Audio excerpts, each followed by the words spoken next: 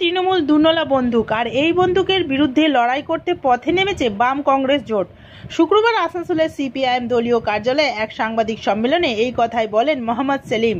সেলিম বলেন, বিজেপি ও তৃণমূল আম্বানির এজেন্ট। এই দুই দল দেশের উন্নতির জায়গায় তলানিতে পৌঁছাবার চেষ্টা করছে।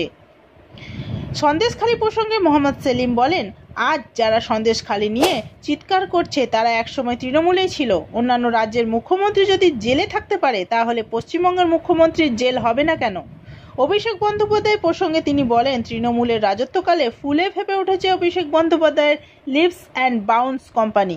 এই বিষয়ে তিনি আরো কি বলেছেন আমরা শুনে নেব। बंगाल में क्यों है? हाँ, होता है ना? कभी ऐसा नफरत नहीं था। मैं आजकल भाषण পুলিশ চোর ধরেনি। এখন পুলিশের কি অবস্থা দেখতে পাচ্ছেন। নির্বাচনের প্রক্রিয়ার মধ্যে পুলিশকে সিভিককে তো বটেই, পুলিশকে বলেছে বুথের ধারে কাছে যাবে না। রাজ্যের কি অবস্থা, পুলিশ মন্ত্রী এমন পুলিশ অবস্থা করেছেন, একটা বড় ভোট হবে সেখানে পুলিশকে বলা হচ্ছে না থাকলেই ভালো। কারণ যেভাবে ভোট লুট হয়েছে পঞ্চায়েতে, পুরসভায় বিগত নির্বাচনগুলোতে, কাউন্টিংগুলোতে লুট হয়েছে, তাহলে গণতান্ত্রিক প্রক্রিয়াকে ধ্বংস করা হচ্ছে। আর পুলিশ আছে বলেই তৃণমূল আছে।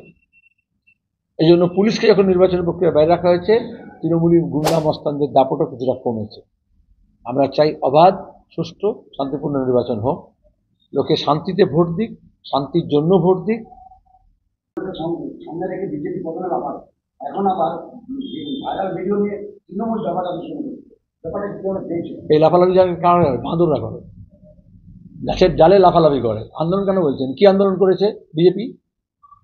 যখন নিরাপদ সর্দার সন্দেশখালীর এমএলএ হিসেবে এই দাবিগুলি করছিল, জমি দখল, জমির মধ্যে নোনা জল ঢোকানো, আমরা ভূমি সংস্কার করে আমরা বলেছিলাম লাঙল যার জমি তার, আমরা বলেছিলাম জাল যার জল তার, তাদেরকে উৎখাত করছিল। তো নিরাপদ সর্দার অ্যাসেম্বলিতে বলেছিল, তখন সোনালী গুহ মমতার ছায়া সঙ্গিনী ডেপুটি স্পিকার ছিলেন, মাইক বন্ধ করে দিয়েছিলেন। এখন তিনি কে? এখন বিজেপি। তখন শুভেন্দু কোথায় ছিল? তৃণমূলের মন্ত্রী ছিল, এমপি ছিল, তোর একটা কথা বলেছে? তো এখন লাফালাফি করছে কেন? লাভ দিয়ে গাছে ওঠে, লেজ নেই কিন্তু।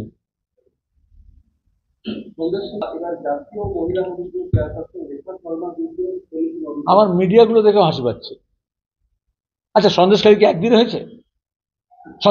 সন্দেশখালীতে হয়েছে, গোটা রাজ্যে এরকম মুক্তাঞ্চল তৈরি করেছে। শুভেন্দু কিষেনজিকে নিয়ে এসেছিল, দানা পানি খাইয়েছিল, তারপরে কমিউনিস্টদের খুন করেছিল, মুকুল